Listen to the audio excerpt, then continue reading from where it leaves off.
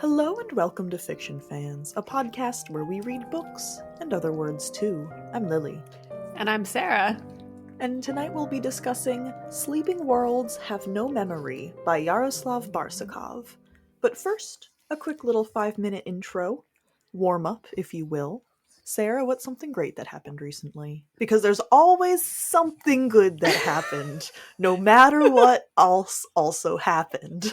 Well, I was hoping to have political things to say here, but I don't. So my good thing instead is that Mr. Squeak went in for a dental cleaning and extraction, and it turned out she didn't need any teeth extracted, which is great. She does have gingival hyperplasia, so she does need surgery to push her gums off of her teeth. But that's in the future. She didn't need anything done besides the dental cleaning this week. I'll take it. That's a good thing. Yeah, we'll take it. Yes. I had falafel yesterday, and it's also been a a while. good thing. Mm-hmm. I mean, we ordered Greek food, and there was Euro salad involved, but yeah, I haven't had falafel in a long time. And obviously, tzatziki sauce is like the best thing on the face of the planet, so I'm happy and content. Yeah, that sounds lovely. What are you drinking tonight? It has been a week, and it is basically just a day. All of that to say, I have been drinking whiskey since noon. I am with you in spirit. Yeah. I have not been drinking whiskey today, but yeah, I get it. Yeah. So I've been drinking whiskey since noon. All right. I'm drinking tea Kuan Yin, which is an oolong tea, and it has, I should have gotten the exact quote from the book, but I will approximate it. And it has so much sugar, it might be contraband. Sometimes it astounds me that we're related, and this is one of those times. No, I mean, well, yes, but that was one of the lines in the book. I know that, and I was as horrified then as I am now. I mean, I didn't actually put that much sugar in it, but I did put sugar in it. I'm still horrified. You're so weird about tea. There is no culture that's like, you can't do anything to tea. It's just you. It's only you. Sure. I'm not trying to say that I am like representative of tea drinking culture or anything. It is just me. I just don't like stuff in my tea. Right. But you're horrified when other people drink tea in a way you don't like, which is weird. Like, you're not horrified when I eat dark chocolate. No, it's true. How dare I consume something in a way you don't prefer? Because I don't know. I think it's that dark chocolate in and of itself I don't like, but tea in and of itself I do like. So you are adding things to it to make it prepared in a way that I would not drink. I'm not putting sugar in your tea. No. I don't know. I'm not saying that it's rational. Anyway, my very good on-theme beverage choice aside. It is on theme. Yes, it is. Have you read anything good lately? I have not. I've read maybe one page of Long Live Evil by Sarah Reese Brennan, which is not enough because I just got a notification saying that my rental from the library was going to be due in a couple of days. So I need to get on that. Yeah, chop chop.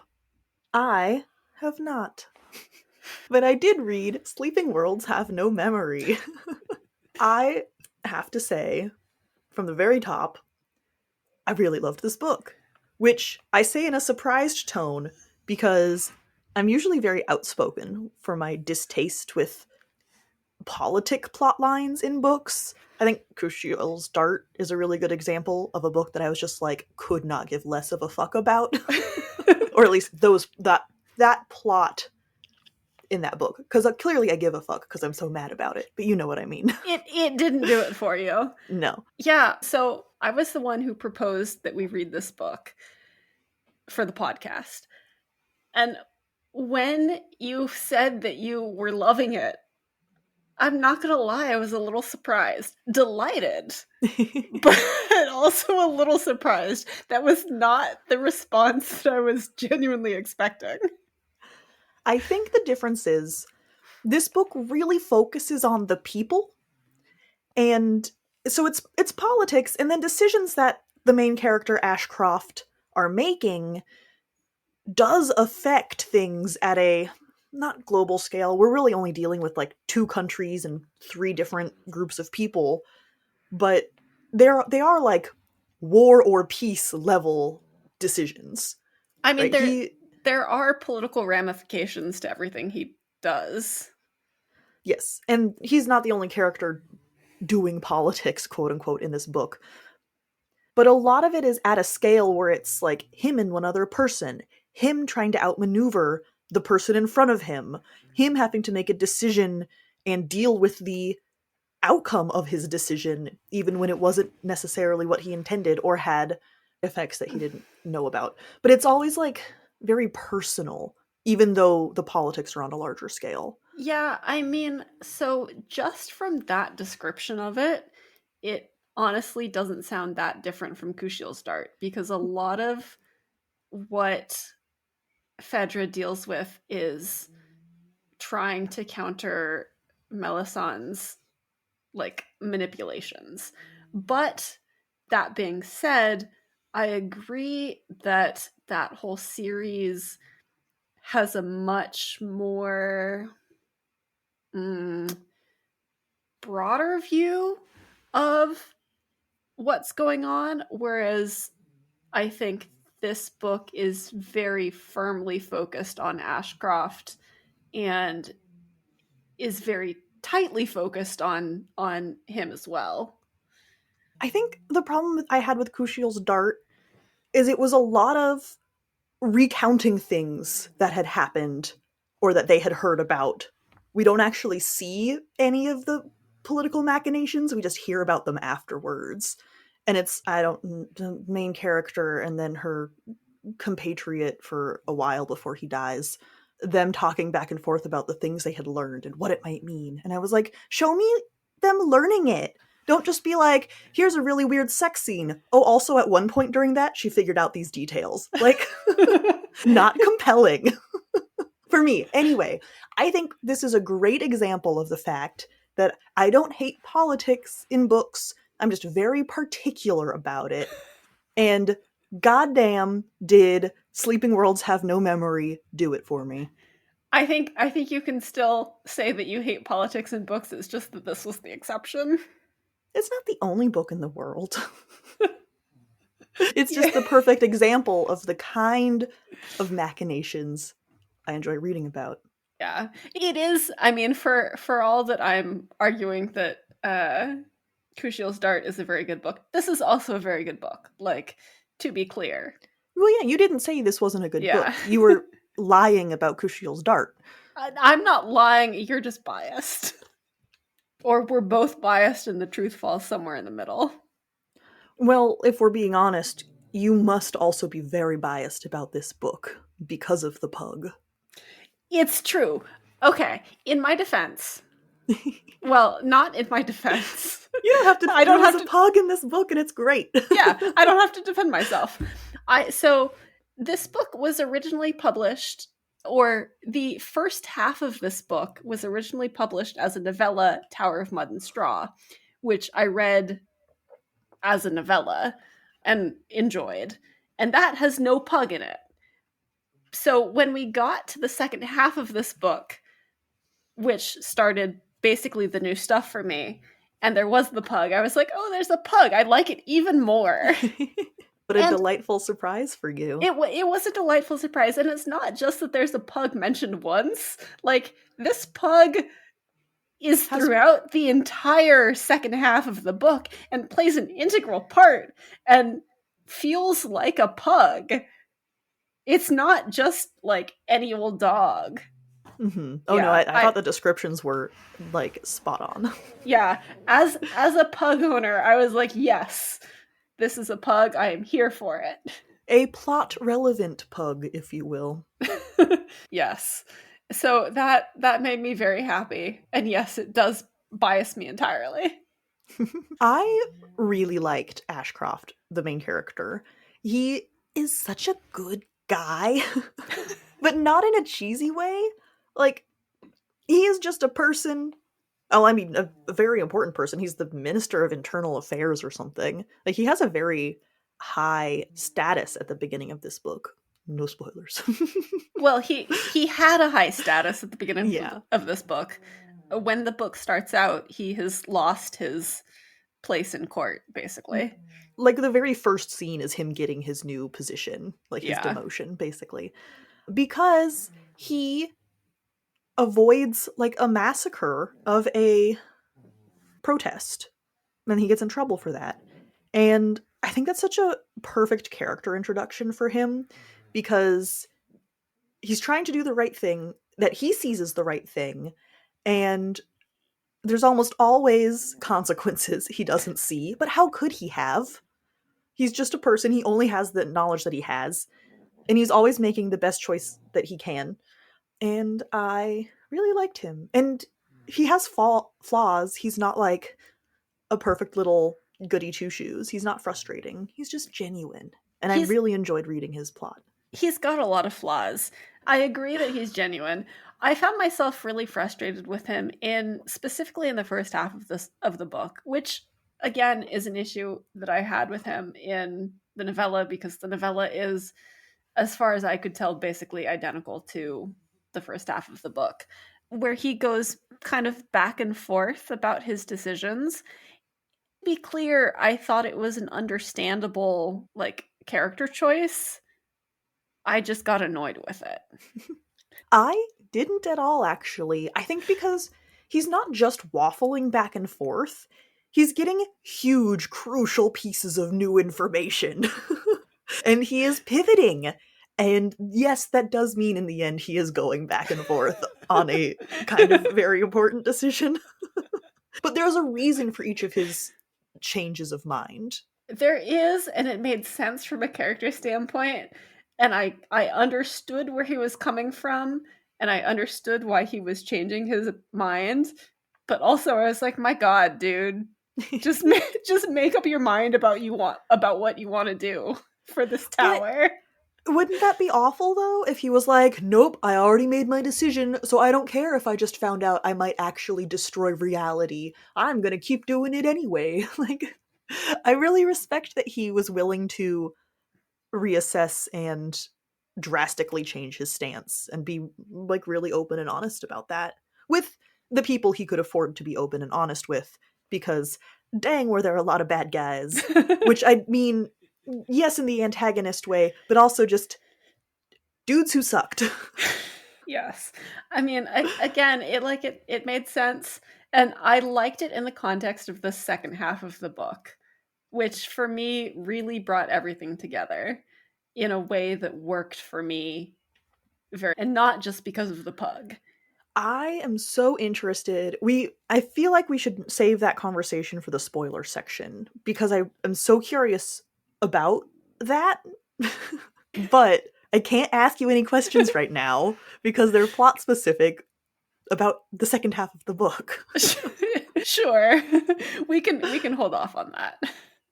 The beginning of this book, however, had some really excellent hooks. And I think that was the point where I texted you. I was only like 5% in or 8% in or something. I had just started. And he had started doing his politicking with the city he had been sort of exiled to. Not exactly exiled, but demoted to. Owensburg. I don't know why I can never remember that. Anyway, thank you. And there were just a couple of really excellent hooks. Not mystery per se, but there were lines from a couple character points of view, that one, that were so clearly hinting at something huge. And sometimes that can really bother me because it feels arbitrary. But I think the way those characters were thinking about it fit in with an internal narrative. Because you don't sit there and think, yes, my sister Lena, who I lost when I was this many years old and I haven't seen since blah, Like, when you're thinking to yourself, you just go, oh yeah, Lena. So those little mysteries really worked for me, and I was just like on the edge of my seat, so ready to read this book. And I did, and it was good. And I think you're gonna know from like the first couple pages if this is the book for you. And I'm just gonna say it probably is because it's really good and everyone's gonna like it. That's not true. You mentioned that you think that there's some horror vibes. I do think that there's some horror vibes. So it is mostly like a very fun, I'd say blurred boundaries, mostly fantasy, but there's some science fiction aspects to it.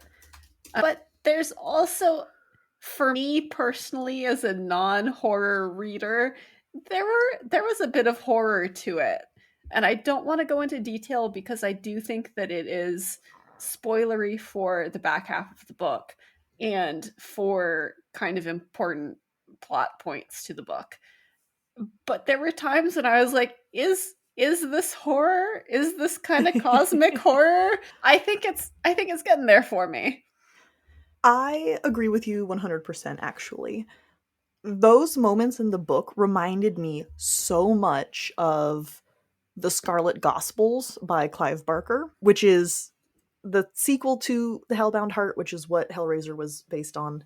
And I also can't say any more than that. But like the descriptions, like the settings were so reminiscent of the visuals in that book. Not in a derivative way at all, but just in the way it made me feel as a reader. Like it did a very good job of making you feel unsettled. Yes, I would and agree upset. with that. Yes, I would agree with that 100%. And I mean, even as a non-horror person, I think this worked really well because the horror was not, yes, we were supposed to be horrified by some of the stuff, but that was not the forefront of the setting. And so it was just this kind of little extra, candy. And so it worked really well to just add that sense of dread to the setting and the things that were going on. Absolutely. I did discover when I was trying to describe this book that I probably have the incorrect internal definition of gaslamp fantasy. Because I bet, if I think about it for 2 goddamn seconds, the definition of gaslamp fantasy probably has to do with gas lamps and not airships, which is what my head is at. I can see where you're getting at, though. There were some very fun airships. This book, to me, feels fantasy, but there are definitely some brushes with science fiction.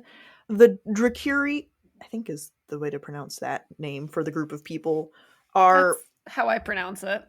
Okay. I didn't see it in front of me, so I was going off memory, and that's always a little touch and go. They're a group of people who are more technologically advanced than the two main civilizations we're dealing with in this story. And so there's some Drakiri technology that has some shenanigans going on. And so I could see that argument for sci-fi. I think it feels more sci-fi, but again, I'm weird about science fiction with the ending. But that's neither here nor there. So this is my argument for it being blurred boundary. And really what it reminds me of is The Siege of Burning Grass by Prima Mohammed. In the way that I would say it is... The genre, that is, right? Yeah, the genre. Not the plot or anything else, but like the genre. I'd say it's like 75% fantasy, 24% sci-fi, 1% horror. I would bump that up to 5% horror. Okay, I'd be willing to agree with you there. But I do think that it is a predominantly fantasy setting, but there are some significant elements of science fiction and other genres like horror in it. Mm-hmm. And so you can't really...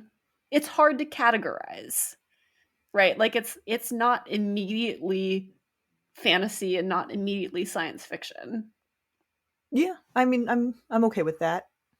I think it's, if you said like, oh, this is fantasy, someone going into it wouldn't be like, what is wrong with you?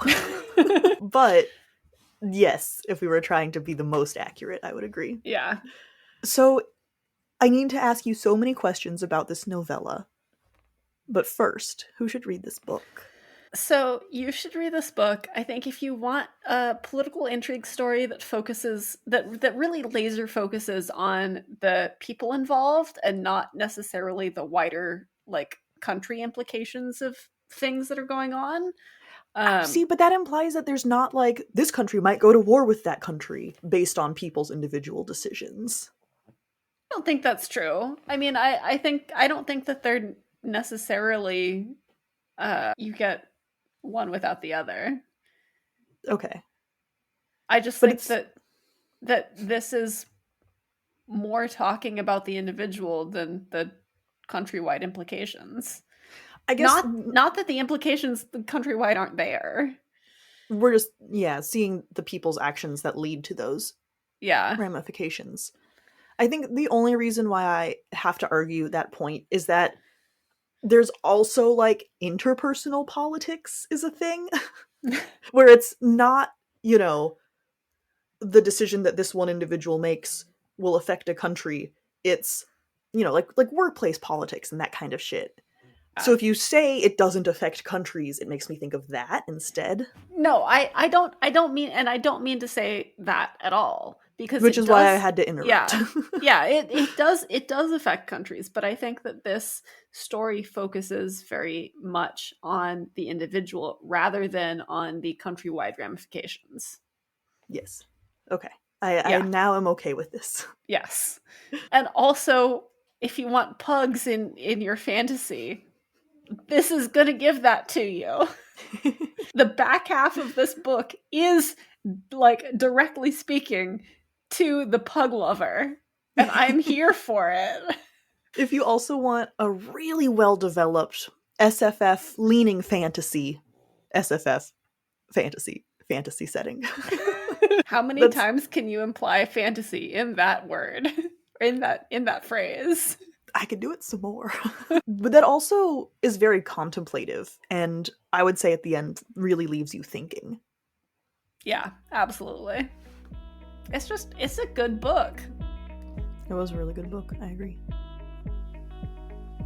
This episode of Fiction Fans is brought to you by Fiction Fans. That's us. We really appreciate our patrons, because otherwise we fund this podcast entirely ourselves. Patrons can find weekly bonus content, monthly exclusive episodes, and they get free access to our biannual zine, Solsticia. You can find all of that and more at patreon.com/fictionfanspod. Thank you for all of your support. The remainder of this episode contains spoilers.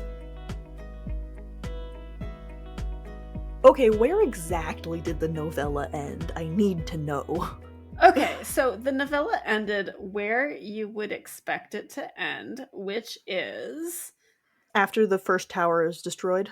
After the first tower is destroyed. I don't think that... So, if you look at the table of contents, there is an intermission, the man with all of the gifts.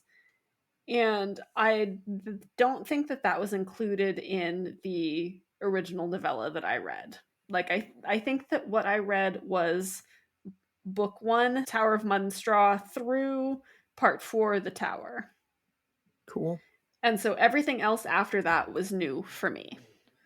So interesting to publish this as a novel instead of releasing a second novella and having a duology / I don't know.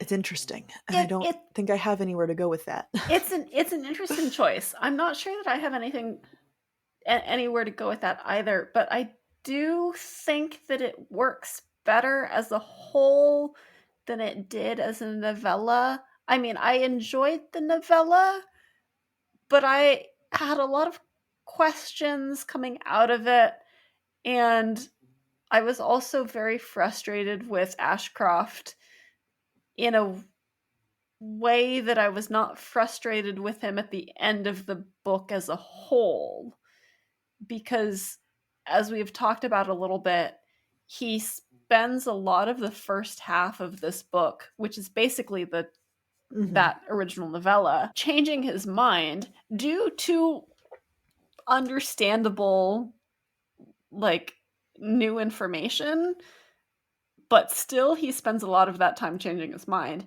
And so for me, I really appreciated the back half of the book, seeing him solidify his decisions and stand by them, which is not something that I got from the first novella. Well, he does always accept responsibility for his decisions. He does. It's true. But he's always, I mean, he's still changing his mind. Yeah. And I found that very frustrating. I don't know. I wanted him to be consistent, and he was understandably not consistent until, like, we got to a point in the story. To be fair, someone told him, hey, there's this fairy tale that says if you finish building this tower, it's going to destroy the world. And he's like, ha, okay, sure. Which is reasonable. Yeah, but then he kind of, like, is like, oh yeah, you were right. And then he changes his mind, and then he's like, oh yeah, you were right. Well, he doesn't want to destroy the tower. He first wants to get rid of the technology that is the only reason why the tower is working as intended. And he doesn't care that that results in destroying the tower. Because to him, safety is more important. And I was like, hey, good guy. He then finds out that that means the entire tower is going to collapse, and he's like, welp, that's on me. And then he agrees to help keep the tower going, and then when he finds out that the myth about the tower bringing about the apocalypse was actually true, because he sees the sort of alternate dimension that building the tower connects the world to, he's like, oh fuck. Which is also reasonable. It is. I just, he went back and forth, and it frustrated me. It's just discovering that there is an alternate dimension that will destroy yours feels like such key information. I'm very okay with him changing his mind about it, or because of it. I don't know. For me, it felt like, yes, that was very important information, and it is understandable that he changes his mind because of that. But for me, it felt like he was changing his mind a lot of the times because of the people that he liked and how they viewed the tower, and not necessarily because of what he himself thought. Oh, I didn't get that impression at all. Interesting. Yeah. So, like, I was a little frustrated. And then when he finally, like, makes a decision and sticks to it, I was like, yes, thank you. And I was on board with him going forward, because by that point, it felt like he had convictions. Well, he has discovered that there is a real alternative dimension that is going to destroy the world. Yes. Which is some key information. I cannot belabor that point enough. Speaking of whoever he likes most at the time, he has a relationship with a woman named Lena, who is not his sister. He also has a sister named Lena. I kind of loved that. It's such a minor detail that ends up being some complicated shit for him in such a regular person way. Like, it's not, she's not the secret reincarnation. There is no reason for them to have the same name, except for, yeah, people have the same name sometimes. Yeah, they just have the same name. I really liked it. I was really sad when she dies. I mean, his sister Lena has died a long time ago, but his new love Lena dies too. And I was really sad about that, and I was not expecting that when I first read the story. Mm-hmm. And it just kind of happens. And that's something that actually I really enjoyed. Like, not that I wanted her dead. Mm-hmm. She was fine, but I liked that sometimes bad shit just happens. And it Yeah. has nothing to do with or it doesn't have much to do with the plot or anything. That's just how the world works out. Yeah, I mean, it kind of has to do with the plot. It does, but also it felt like it could just have happened. True. She was kind of maybe cheating on the Duke with Ashcroft. That's really never made clear. She But was everyone is, probably cheating on the Duke with Ashcroft. yeah, everyone assumes the Duke keeps her around because they're sleeping together. And so the idea that the Duke would enact revenge or want some kind of revenge when he finds out is like very reasonable and definitely could have happened even if it hadn't come out that she was actually the saboteur, the original saboteur of the tower, because she had some crazy idea that it was going to destroy the world, and she was right. She I was think, yeah, if it felt a little, well, it felt very sudden to me when she leaps from the castle to prevent her, the Duke from getting his hands on her, basically. And I was a little upset by it because I was like, "Oh shit, we're just killing her, okay." But That's not what kills her. No, her leaping from the castle is not what kills her, because she's fine from that, and then she gets pushed from the tower, and that's what kills her immediately afterwards. oh yeah, it's still fall damage. It is still fall damage, it's true. And it's like immediately the same scene. I guess I wanted to clarify that it is not the Duke that does actually kill her, even though she is, and kind of is. Whatever. It felt, I mean, you're right. In real life, yeah, sometimes bad things just happen. But in a book, I was like, really? That's it? Come on. However, the rest of the book continues to kind of explore her as a character, and we learn more about her through some journal excerpts and Ashcroft's, I can't say relationship with her because she's dead, but his opinion of her continues to develop and change over the rest of the novel. So it doesn't really feel like she's gone, even though she has passed away. And so that ended up making me not feel like the character was hard done by. Yeah, I agree with you. I think the fact that she is still very much a presence in the latter half of the book makes it worth it, and makes Narratively. She yeah probably would narratively say, not worth it. yeah, narratively makes it worth it. Like it makes it feel like the book is not just killing her off for the sake of killing off the love interest, right? Like Yeah.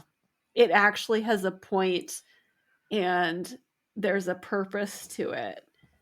And so it is, I do feel like it is worth it narratively. Yes, I agree.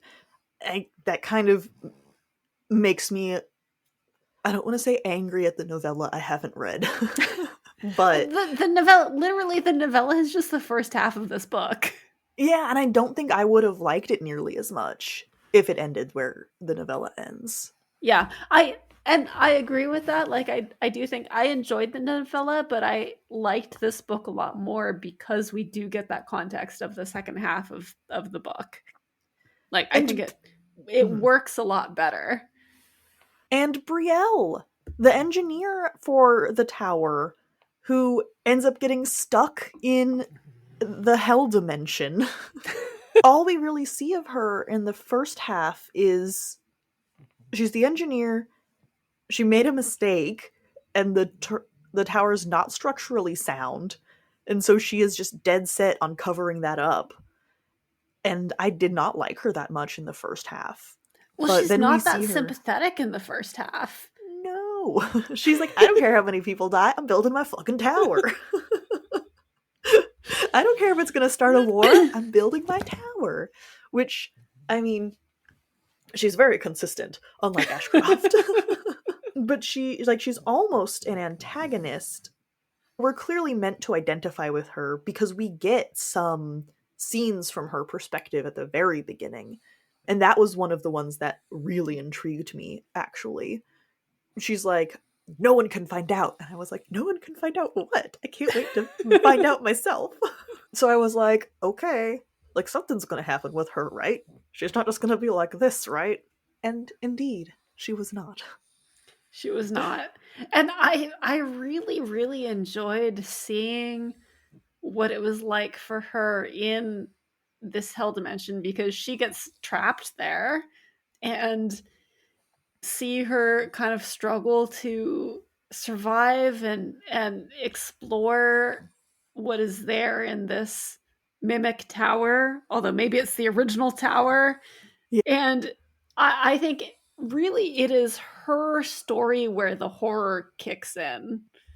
Oh, well, definitely in the setting and the descriptions and stuff. Yeah. The part that is a setting, well, other than like, people wanting to go to war for no reason, that's also upsetting, but for different reasons.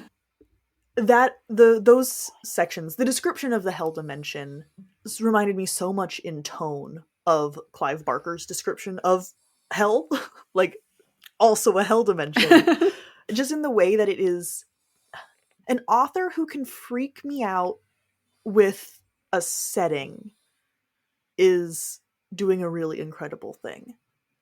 Like it's so easy to say like, oh, this person's doing such bad stuff, or like, this person's getting so hurt, let's talk about it a lot. It's very easy to empathize with a person, like a human character, but just to imagine a place and not its effect on people necessarily, just the place itself, and have that be upsetting is very cool. It's a very hard thing to do. I think it may be harder for you, maybe harder to have that effect on you than it is for me, which I don't say to detract from what Barsukov has done in this book, because I do think that that is a very impressive thing that he does in this book, and it does have an effect on me as well. You just have a different horror barometer. It's okay. I just think it's easier to do for me than it is for you. Yeah. I think my favorite thing about this book was how many mirrors it had in it, and not like, an actual mirror. But we hear the myth of the mirror tower and how the Drakiri long, long ago also built a stupid high tower, and by building it accidentally summoned this other one, and it was really bad. And that's basically the long and short of what we find out. And so there's obviously the mirror tower. There is the main country, the Owensburg Tower, although Owensburg is the city it's in, but what is the name of the country they're in? Great question. That is an excellent question. And then how Duma, their rival country, is also making a tower mimicking them, like directly mimicking them, because they're like, well, if you're going to build a tower, we're going to build one too. Just like warmongering pissing contest. But I think the aspect that I liked the most was a more metaphorical mirroring, where Ashcroft is looking for a Drakiri woman who actually knows what happened with the first mirror tower. And as he is going through this process of trying to find her, he's also reading Lena's journal entries about trying to find her, which she leaves for him so that he can try to fix things. And that mirroring of their two journeys, just in the narrative, I thought was really nicely done, and added an extra dimension to, okay, it's not just a lot of towers copying each other. There's also some metaphorical mirroring going on, which I thought was a very nice extra element. Well, I think what makes this book so good is all of the personal aspects of it. Mm-hmm. In that we do see that personal mirroring of both Lena's journey and Ashcroft's journey to find an explanation for these towers. We see their journeys just to figure out what's going on. We see Ashcroft trying to figure out how he can right all of these wrongs that he has had a hand in, whether intentionally or unintentionally. It's a very personal story. Mm-hmm. it has wide-ranging consequences, but it's not like that's not the focus of it. It's very tightly focused on Ashcroft and how he affects things. Yes, absolutely. I did not see the twist coming. Can I call it? I think it's a twist. The reveal, maybe I should say. The whole reality is a projection thing. Yeah, To me, I didn't see that coming either. yeah. To me, that's really what pushes the science fiction aspect up to like 20%. Yes. Drakiri anti-gravity technology, neat, but they're practically used like magic wands, so I don't know if that counts. Still science fantasy. Barely.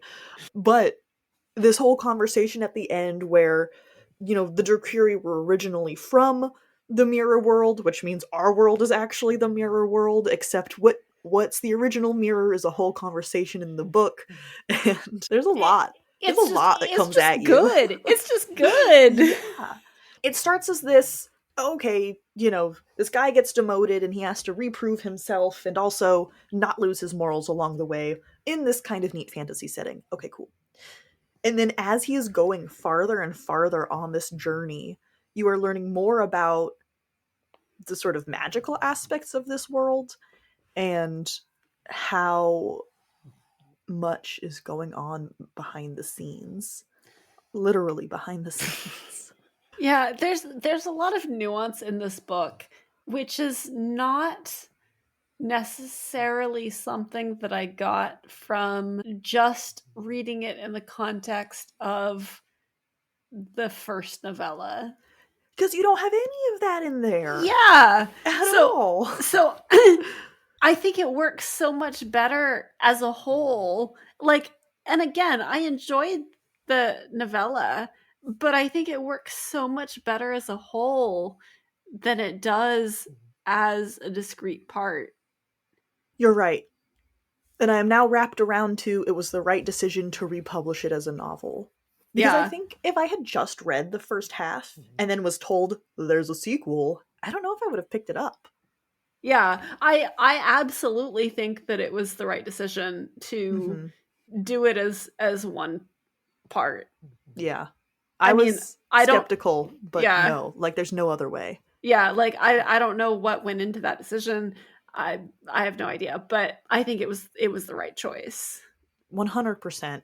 It completely changes not the tone of the first half, but reflecting on the first half, it completely changes my interpretation of it and how I interact with those plot points. Yeah, it really does affect how you view everything that happens. And I think that some of my ambivalence towards Ashcroft has to do with having read that first novella as a discrete piece. Mm-hmm. Right? Like not having the context of the second half of the book because that was all that there was at the time. Mm-hmm. And you're going to form finished opinions about those things because you're like, that's the whole thing. It's done. Right. Whereas when I got to that point, I was like, all right, well, that's what's happened so far. Yeah. And when I read that, I didn't know that there was going to be more. Mm-hmm. So, like, I was reading that as a finished piece. Mm-hmm. And again, it's a good, enjoyable piece just as it is, but it's so much more when you put it within the context of the entire novel. I mean, there's a talking pug. There is a talking pug. Well, the pug doesn't talk until the very end, but there's a pug, and he does talk eventually. Oh my gosh. Sonsi say mama. Yeah. The, like, delightful whimsy of the world being saved because a dog learned how to talk is just such a tone shift from the rest of the events of the book, but it works so perfectly. Not just a dog, a pug. A pug, yes. A pug who learns how to talk. And, well, the pug doesn't learn how to talk. Ashcroft wishes into existence that dogs know how to talk. Yes, that's true. Because he has learned that our world is just a projection, and because of something going on, it's not quite clear, and I'm honestly perfectly okay with that. But something about the Duma Tower and the Hell Tower both being manifest in our world. I guess I say our world, Ashcroft's world. The reality, the quote-unquote reality of this story allows him to manipulate that projection in a way. I was just like, damn. It's a little Deus Ex Machina, but not in a way that bothers me. Like, he can't do it again, but also I totally can believe that it was a one-time thing, you know? Well, yeah, because also both dimensions are not existing concurrently anymore. Yeah. So, like, I'm totally okay with that being the explanation in some way. Yeah. And it is there is so much build up to it, from the Queen Mother's sort of emotional reliance on this pug as she is going through extreme manipulation, distress. Yeah.